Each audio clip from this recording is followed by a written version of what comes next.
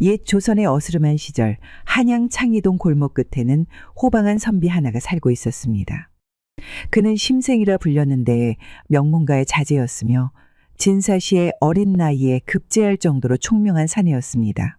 하지만 그는 글에 갇힌 삶을 거부하는 자유로운 사람이었습니다. 하여 벼슬길을 권하는 이들에게 늘 웃음으로 응수하고는 했습니다. 과거 급제란 게 뭐요? 높은 자리에 오른다 한들 결국은 윗사람에게 무릎을 꿇고 아첨해야 하는 자리 아니겠소. 그런 삶보단 내 마음껏 말을 타고 대로를 가르는 삶이 훨씬 나에게는 어울린다오. 나는 말 위가 좋소이다. 심생은 종종 고관대작의 마구간에서 준말을 빌려 타고 달리는 것을 낙으로 삼았습니다. 허리에는 부채 하나 끼고 길고 광활한 대로를 내달렸습니다. 그렇게 자유롭게 한양의 경계를 넘어 황해도 금천까지 가게 된 날도 처음엔 평소와 다르지 않았습니다. 그날도 그는 우연히 훈련 중인 준말을 본 뒤 마부에게 말을 타도 되느냐 묻고 허락을 받자마자 안장 위로 훌쩍 올라탔습니다. 말은 놀라울 정도로 빨랐고 정신을 차렸을 땐 이미 황해도였죠. 되돌아갈 방법을 고민하던 그때 또 한 마리의 준말을 몰고 오던 마부와 마주쳤고 심생은 그 말을 다시 타볼 수 있겠느냐 물었습니다. 마부는 흔쾌히 허락했죠. 두 번째 말은 앞의 말보다도 더욱 날쌔고 그는 멈추고 싶었지만 타고난 자존심에 멈추지 못했습니다. 무작정 달리던 말은 깊은 숲속으로 그를 데려갔고 골짜기를 지나 어느 평탄한 대지에 도착하자 멈추었습니다. 그리고 그곳에는 이미 수십 명의 병사들이 정렬해 있었습니다. 그들은 심생을 말에서 내리게 하고 가마에 태웠으며 장대하고 웅장한 진영을 지나 화려한 대청으로 안내했습니다. 고운 두 여인이 그의 팔을 잡아 인도했고 눈앞에 펼쳐진 풍경은 이 세상 것이 아닌 것처럼 보였죠. 여기는 대체 어디란 말이냐? 이토록 화려한 대청과 병사들의 행렬, 고운 여인들까지 나를 맞이하니 마치 꿈결 같기도 하고 어느 궁중의 환영인 듯도 하구나. 내가 특별히 높은 지위에 있는 자도 아니거늘 어찌하여 이런 극진한 대접을 하는 것이냐? 내가 누군지도 모르면서 무슨 의도인지 속히 밝혀라.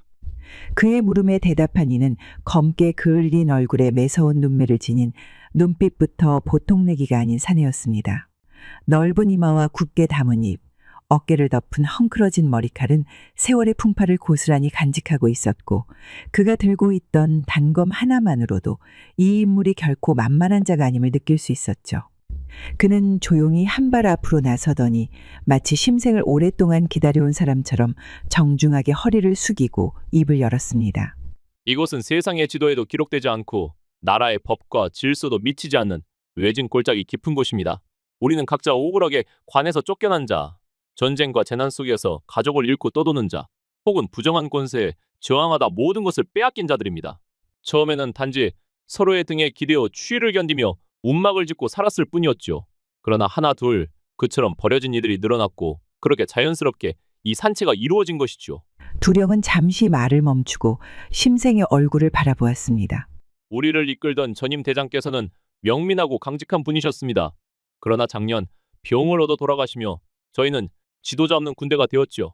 그 이후로 우리는 전국의 고을과 산천을 돌며 새 수장을 물색했습니다. 관직을 가졌던 자들, 이름이 높다는 이들, 힘 있는 장사들까지 만나보았지만 진정으로 이 무리를 이끌 자는 없었습니다. 그러던 중 나리의 소문을 들었고 직접 지켜본 끝에 확신했습니다. 나리처럼 꾀가 깊고 기백이 살아있으며 남의 손에 흔들리지 않고 뜻을 세울 수 있는 이는 없다는 것을요. 그래서 나리를 이끌기 위해 일부러 준말을 보냈고 나리를 금천까지 모셨으며 또 다른 말로 이 깊은 산속까지 안내한 것입니다. 부디 저희의 절절한 청을 거절하지 마시고 이 산채의 새로운 주인으로서 자리를 맡아주시길 간청드립니다. 심생은 고민 끝에 대답했습니다. 말을 길게 늘어놓긴 했으나 결국 본질은 도적무리라는 얘기 아닌가. 그러나 단순한 도적대였다면 이토록 정연하고 진중한 태도로 사람을 모시진 않았을 터. 나는 이제껏 내 꾀를 어디서도 마음껏 써본 적이 없었지. 너희들 말처럼 어쩌면 이 산채가 내 재주를 펼치기 딱 알맞은 무대일지도 모르겠구나. 심생은 주변을 천천히 둘러보았습니다. 대청의 기둥들, 험상궂게 생겼지만 강직해 보이는 사내들의 눈빛, 그 모든 것이 꽤 마음에 들었습니다. 좋다. 너희들의 청 받아들이겠다. 내가 이 무리를 이끌어 보마. 과연 이 산골짜기 도적들이 내 손에서 어떤 그림이 되어 나오는지 나 자신도 기대가 되는구나. 그날 이후 심생은 산채의 주인이 되었습니다. 밤마다 모닥불 옆에 앉아 무리들의 이야기를 듣고 그들의 얼굴을 하나하나 익혔습니다. 그러나 며칠이 지나지 않아 한 명의 두령이 조심스럽게 다가와 현재의 상황을 보고했습니다. 대장님, 창고에 남은 곡식이 이제 기껏해야 두어 달 치입니다. 심생의 얼굴이 단번에 굳었습니다. 그는 조용히 손에 쥐고 있던 술잔을 내려놓더니 천천히 일어나 말했습니다. 두어 달 치라니. 지금이 어느 때인데 그런 말을 하는가? 이제 막 정비를 마쳤고 사기도 어느 때보다 높을 때인데 곡식이 떨어진다 하면 어쩌자는 것이냐. 누구라도 이 사실을 알게 되면 산채는 흩어지고 도적무리는 갈 곳을 잃게 될 것이 뻔한 것이거늘. 두령이 당혹해하며 해명했습니다. 지금껏 해온 곳은 거의 다 손을 봤습니다. 사방에 고을과 장정이 있는 마을, 창고를 가진 부유한 곳까지 샅샅이 뒤졌습니다만 이제 더는 털 곳이 없습니다. 단 하나, 해인사만이 남아있어옵니다. 그 절에는 수백 년간 쌓인 은자와 비단, 곡식이 산더미처럼 가득합니다. 백성들이 바친 시주와 헌납이 끊이지 않았기 때문이죠. 하지만 그만큼이나 방비도 철저합니다. 절 입구부터 고승과 무승들이 수련하는 터전이며 승려 수만 해도 수천이라 들었습니다. 그들 중 일부는 무공을 익힌 자들도 있어 단 한 발짝도 쉽게 들이밀 수 없는 철옹성과 같은 곳입니다. 해인사가 큰 절인 것은 알지만 뭐 그리 많은 재물이 있다고 그곳을 훔치자는 것이냐? 그러자 다른 두령이 말했습니다. 그들은 시주는 곧 복을 부르는 행위라며 사람들을 달콤한 말로 깨어냈습니다. 자식이 없는 자에겐 아이를 점지해주겠다 하고 병든 이에게는 기도를 통해 완쾌시켜주겠다며 은정과 곡식을 요구했지요. 어린 자식을 묻은 어미에게는 초원제를 명목으로 제물을 바치게 했고 병든 부모를 둔 이에게는 3-7일 기도를 권유하며 비단을 헌납받았습니다. 일반 백성들만이 아니라 상중에 빠진 양반들, 상업으로 부를 이룬 중인들까지도 속아서 이 절에 재산을 퍼부었습니다. 기도는 번번이 헛되었으나 절에서는 시주가 부족했다며 끝없이 요구했고 결국 많은 이들이 남루한 차림으로 돌아가야 했습니다. 그럼에도 절은 날이 갈수록 더욱 번창하고 창고에는 은정과 비단이 넘쳐났지요. 그런 그들의 악행이 세월이 흐르며 축적된 것이 바로 지금의 이 산더미 같은 재물입니다. 해인사 그 이름은 단순한 사찰이 아니었습니다. 수백 년간의 불공과 기도 속에 모인 부와 명성, 그리고 군사력 못지않은 자금력까지 갖춘 요새였죠. 절의 창고에는 곡식과 은전, 비단이 산처럼 쌓여 있고 문서로도 다 적을 수 없는 고서와 귀중품들이 정갈이 정리되어 있다 했습니다. 그러나 그런 부만큼이나 방비 또한 철저하기로 유명했습니다. 수백에 달하는 승려들 중 일부는 실제 무예를 익힌 무승들이었고 경내 곳곳에는 고승들이 수련하는 공간이 따로 마련되어 있어 쉽게 접근할 수 있는 구조가 아니었습니다. 심생은 고지곳대로 부딪히는 것은 어리석다. 속이고 유인하여 길을 열어야 한다라는 생각을 하며 입을 열었습니다. 내가 직접 해인사를 치겠다. 방비가 아무리 철통 같다 해도 너희는 내 말대로만 움직이면 된다. 그러면 길이 열릴 것이다. 두령들은 만류했으나 그는 곧 작전을 세웠습니다. 병사들 중 총명한 자 30을 뽑아 관노로 꾸미고 은자를 나눠 보내어 대군이 불공을 들이러 내려온다는 명분을 세웠습니다. 그리고 교묘하게 위조한 문서를 만들어 신뢰할 만한 자의 손에 들려 해인사로 보냈습니다. 문서에는 이렇게 적혀 있었습니다. 주상의 명을 받지 않고 비밀리에 내려온 일이니 부디 비밀을 지켜주시고 주의 고을에 알리지 마시길 청하옵니다. 겉보기엔 후궁의 밀명을 받아 내려온 사신의 문서처럼 정교하게 꾸며진 탓에 이를 접한 해인사 스님은 주변의 현감들에게 우리 절의 귀한 손님께서 병사들을 이끌고 올 터이니 관군을 보내지 마라 라는 서신을 보냈습니다. 그리하여 인근 현들에서 수상한 병사들의 동향이 포착되었음에도 해인사의 말에 따라 누구도 군사를 움직이지 않았죠. 모든 것이 왕명을 받은 비밀 임무라 여겨져 조정에도 군영에도 보고가 올라가지 않았던 것이었습니다. 마지막으로는 병사 수십 명을 거짓 차림으로 변장시켜 해인사 주변에 조용히 잠복시켰습니다. 해진 뒤 누더기를 뒤집어 쓴 병사들은 구걸하는 행색으로 절 인근의 골목과 담벼락, 장터 어귀에 흩어졌고 멀리서 보면 누가 봐도 초라한 거린들에 지나지 않았습니다.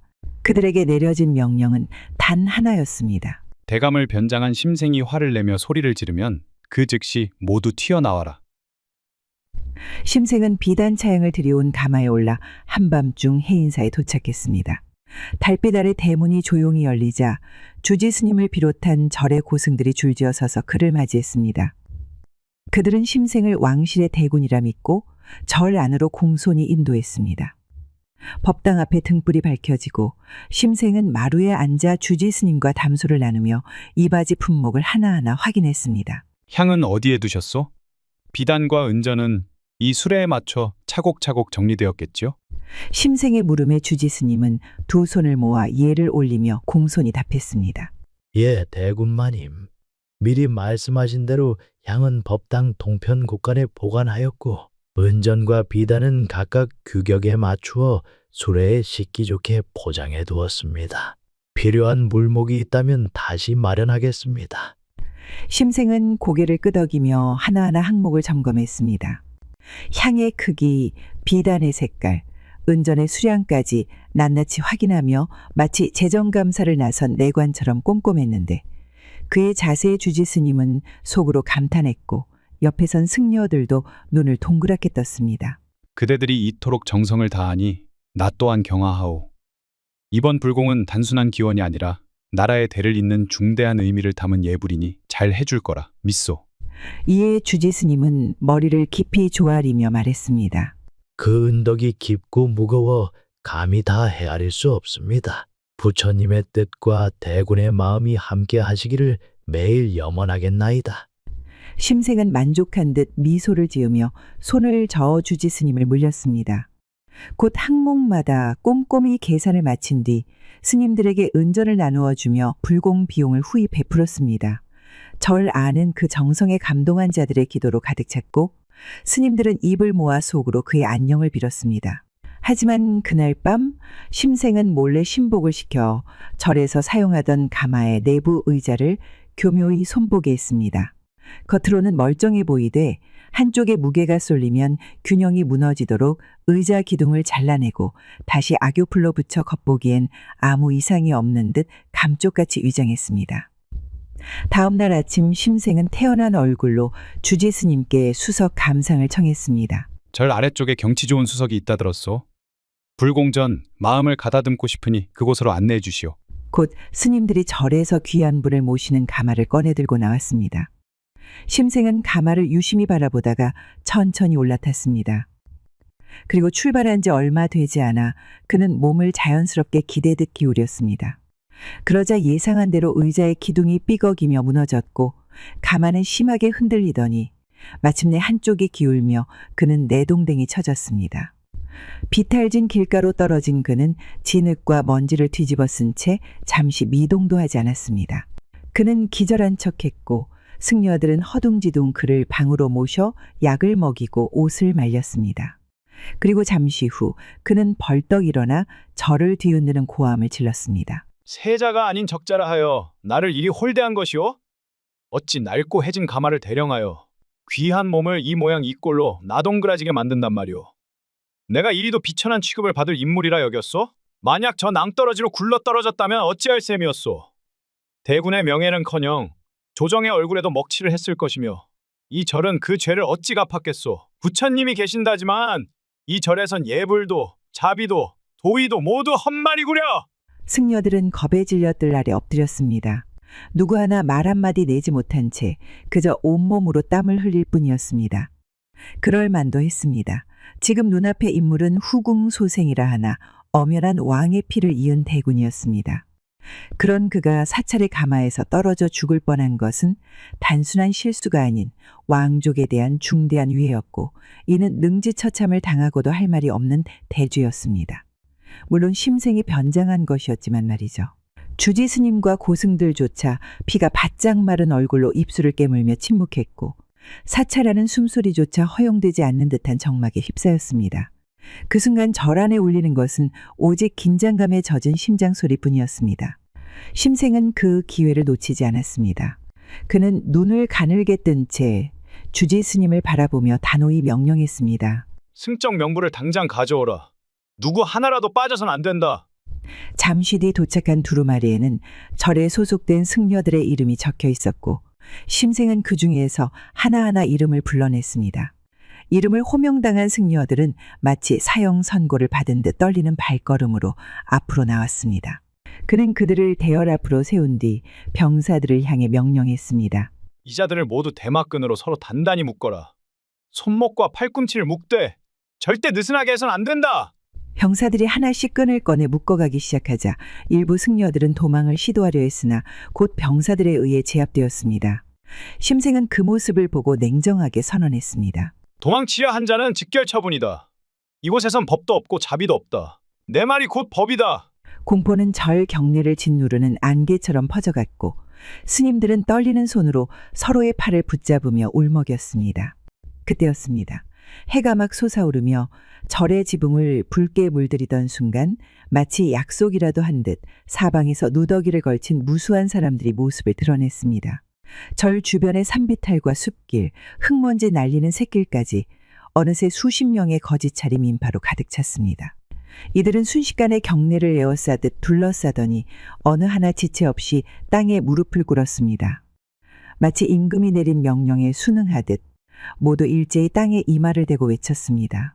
대군 마님께서 무차대회를 연다고 들었습니다. 천리길을 걸어서라도 은덕을 입고자 모여들었사옵니다. 구워 살펴주소서. 대군마님께서 무차 대회를 연다고 들었습니다. 부디 은덕을 베풀어 주십시오. 무차대회란 승려, 속인, 남녀노소, 귀천의 차별 없이 일반 대중을 대상으로 잔치를 베풀고 물품을 골고루 나누어 주면서 행하는 불교 의례로 그들은 잔치 음식을 먹으려고 먼 곳에서 찾아온 거지들이었습니다. 아니, 거지 분장을 한 심생의 부하들이었죠. 너희들은 누구냐? 어디에서 왔으며 이토록 많은 이들이 어찌 이렇게 순식간에 모였단 말이냐? 아무것도 모르는 듯한 심생의 물음에 한 사람이 고개를 들며 대답했습니다. 저희는 각지에서 굶주림과 핍박을 피해 떠돌아다니던 백성들, 거지들입니다. 고을 수령에게 쫓기고 들판에서 짐승과 다툼하며 살아온 사람들입니다. 그런데 대군마님께서 자비를 베푸시고 무차대회를 연다는 말을 들었사옵니다. 그래서 서로 소문을 전하고 이 절로 모여들었지요. 심생은 그 말을 들으며 천천히 고개를 끄덕였습니다. 이 몸이 살아있는지 죽었는지도 모를 판국에 어찌 불공을 드리겠는가? 잔치 음식도 마련해 두지 못했으니 대신 이 은전을 가져가도록 하라. 굶주린 배를 채우는 데는 쌀보다 돈이 빠를 터. 내가 하려던 시주를 이리 대신하겠다. 그는 상자를 열어 은전을 뿌렸고 거지들은 구름처럼 몰려들어 이를 주워 담았습니다. 심생은 다시 목소리를 높였습니다. 내 너희에게 명한다. 저 스님들을 죽이거나 다치게 할 수는 없다. 그들은 어쩌면 이 절에 갇힌 자들일지도 모르니 말이다. 그러나 이 절 안에 쌓인 재물은 결코 그들만의 것이 아니다. 그것은 수많은 백성들이 굶주림과 고통 속에서도 부처의 자비를 믿으며 바친 피 같은 재산이다. 그중에는 자식을 병으로 잃고도 쌀 한 마를 절에 바친 늙은 어미도 있었고 밥 한 끼 대신 단량을 밀어넣은 장돌뱅이도 있었을 것이다. 그는 천천히 몸을 돌려 거지들을 바라보며 말을 이었습니다. 이제 그 재물이 진짜 주인에게 돌아갈 시간이다. 수백 년간 쌓였으되 그 어떤 가난한 자에게도 흘러가지 않았던 저 창고 속 곡식과 은전, 그것을 너희가 가져가거라. 한 점도 남기지 말고 모조리 챙기되 훔친다는 마음이 아니라 되찾는다는 마음으로 가져가야만 한다. 이것이 하늘과 백성 앞에 우리가 바로 서기 위한 의로움이다. 거지로 분장한 산채의 병사들은 일제히 절로 쏟아져 들어갔고 목탁이며 불상, 약초 상자까지 모조리 쓸어 담았습니다. 이윽고 그는 그들에게 마지막 명을 내렸습니다. 흩어져라. 늦으면 붙잡힌다. 그들은 순식간에 사라졌고 심생은 조용히 가마에 올라 해가 뜰 무렵 절을 빠져나왔습니다. 다시 산채로 돌아온 그는 유유히 말을 타고 복귀했습니다. 며칠 후 각지로 흩어졌던 병사들이 하나둘 돌아왔고 보물과 은전의 총합은 100만금에 달했습니다. 병기 한 자루 휘두르지 않고 얻은 값진 승리였죠. 심생은 소를 잡고 잔치를 벌이며 그동안 함께한 도적 무리들을 모두 불러 모았습니다. 진수성찬이 대청에 차려졌고 사람들은 처음으로 칼을 들지 않고 나눈 온전한 식사에 눈물을 글썽일 지경이었습니다. 잔치가 무르익자 심생은 자리에 일어나 조용히 술잔을 내려놓았습니다. 나는 그저 운수가 나빠 고관대작이 되지 못한 자이니라. 글솜씨와 지략이 있다 한들 권세와 인연이 없으면 아무 소용없더군. 그래서 이곳에서 너희들과 함께 한동안 내 포부를 펼쳐본 것일 뿐이니라. 그는 말끝을 더욱 무겁게 이어나갔습니다. 허나 이대로 계속 도적의 우두머리로 사는 건 옳지 않다. 나 또한 대대로 신료를 지낸 집안의 후예이며 너희 또한 본디 백성이지 흉악한 도적이 아니지 않느냐. 그러니 날마다 목숨을 걸고 피 묻은 돈을 쫓는 삶, 남을 해하는 삶은 이젠 그만두어야 할 때이니라. 그가 말끝을 맺기도 전에 조용했던 무리들 사이로 이상한 기운이 흐르기 시작했습니다. 처음에는 아무 말도 없이 서 있던 병사 하나가 모르게 눈시울을 붉혔습니다. 곧이어 옆에 있던 사내도 고개를 숙였고 이마를 짚고 있던 자는 조용히 눈물을 훔쳤습니다. 사람들의 눈빛이 하나둘씩 흔들리기 시작했습니다. 그들 모두가 칼을 들고 수많은 고울을 누비며 재물을 빼앗아온 손들이었지만 그 손에는 한때 곡괭이와 호미가 들려 있었고 어린 자식의 손을 잡고 장터를 걸었던 기억도 남아 있었습니다. 누군가는 마을에서 내쫓겨 사방을 떠돌다 억울한 누명을 쓰고 이 무리에 들었고 또 어떤 이는 상속 분쟁 끝에 혈육에게 쫓겨 살 길이 막막해져 어쩔 수 없이 이 길을 택했습니다. 두령 하나가 눈을 붉힌 채 중얼거렸습니다. 처음엔 그저 아이들 굶는 것만 어떻게든 막아보자고 했습니다. 양반놈이 주기로 한 삭도 주지 않고 마을 사람들은 내 천한 출신을 욕했지요. 먹고 살 길이 없었어요. 그러다 이 산에 오게 됐습니다. 옆에서 듣고 있던 또 다른 두령은 손으로 얼굴을 가리며 말했습니다. 10살 아들놈을 혼자 키우다가 사기 맞고 전 재산을 날렸습니다. 그리고 굶주림에 아이가 죽고 나자 삶의 의미를 잃었지요. 하여 죽고자 하는 마음으로 여기까지 온 겁니다. 심생은 그들을 천천히 둘러보았습니다. 침묵한 채 울먹이는 사내들, 눈을 질끈 감은 채 고개를 떨군 병사들, 그 모든 모습을 눈에 담았습니다. 그리고 나지막이 그러나 또렷이 말했습니다. 그러니 이제 다시 돌아갈 때이니라. 예전 고향으로 돌아가지는 못해도 해인사에서 훔친 재물들로 새로운 마을에 정착하여 넉넉히 집과 땅을 사서 농사를 짓고 밭을 일구며 부끄럽지 않은 삶을 살 수 있을 것이다. 그러니 이곳을 떠나 아이들 손을 붙잡고 논두렁을 걷고 아버지 산소에 성묘하며 살 거라. 그것이 사람이 사는 길이다. 한 병사가 벌떡 일어나 울먹이며 말했습니다. 대장님 명대로 하겠습니다. 평생 이 은혜를 잊지 않겠습니다. 그러자 다른 이들도 우르르 일어나 큰 소리로 외쳤습니다. 대장님의 뜻을 따르겠습니다. 심생은 고개를 끄덕이며 그들에게 해인사에서 훔친 재물들을 하나하나 나누어 주었습니다. 그 누구도 손에 빈 보따리를 들고 가지 않게 했죠. 그날 밤 심생은 횃불을 들어 산채에 불을 붙였습니다. 산채는 불길 속에 휩싸였고 함성이 들리던 골짜기는 조용한 재로 변해만 갔습니다. 무리들이 흩어지고 각자의 길을 향해 걸어가기 시작하자 심생은 말없이 올 때 입었던 옷가지와 집신, 대지팡이만 챙겨 빈손으로 떠났습니다.